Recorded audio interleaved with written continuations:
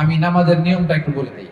যেহেতু বছর ঘুরে দুইবার মাত্র ঈদের সালাত, আবার কিছু এক্সট্রা তাকবীরের ব্যাপার আছে, আমাদের অনেক সময় কনফিউশন হয়, প্যাচ লেগে যায়। খুব সহজ করে আপনাদেরকে বুঝাই দিব, আপনাদের প্যাচ লাগবে না ইনশাআল্লাহ বিদিনিল্লাহ।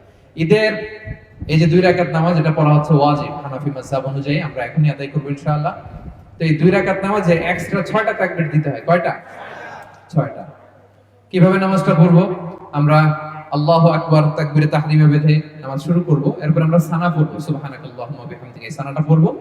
এই সানা পড়ার পরে আমরা 3টা অতিরিক্ত তাকবীর দিব প্রথম রাকাতে। হ্যাঁ, এই দেখেন আমার দিকে তাকান। আল্লাহু আকবার বলে হাত ছেড়ে দিব, আল্লাহু আকবার বলে হাত ছেড়ে দিব, আল্লাহু আকবার বলে হাত বেঁধে ফেলবো। 3টা অতিরিক্ত হয়ে গেল।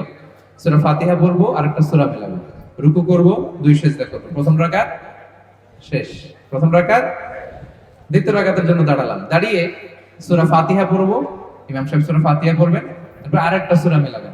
এরপর রুকুতে যাওয়ার আগে অতিরিক্ত 3টা তাকবীর আমরা পড়বো। প্রথম তাকবীরে আল্লাহু আকবার, হাত ছেড়ে দিব। দ্বিতীয় তাকবীরে আল্লাহু আকবার, হাত ছেড়ে দিব। তৃতীয় তাকবীরে আল্লাহু আকবার, হাত ছেড়ে দিব। 3টা তো শেষ। এরপরে চতুর্থ তাকবীর কই যাব? রুকুতে যাব। রুকু, তারপরে 2 সিজদা, এরপরে আমাদের নামাজ শেষ। আমরা নামাজের পরে তাকবীর পড়বো, এরপরে সবাই খুতবা শুনে দোয়া করে আমরা একসাথে বিদায় নিব ইনশাআল্লাহ। পড়েন।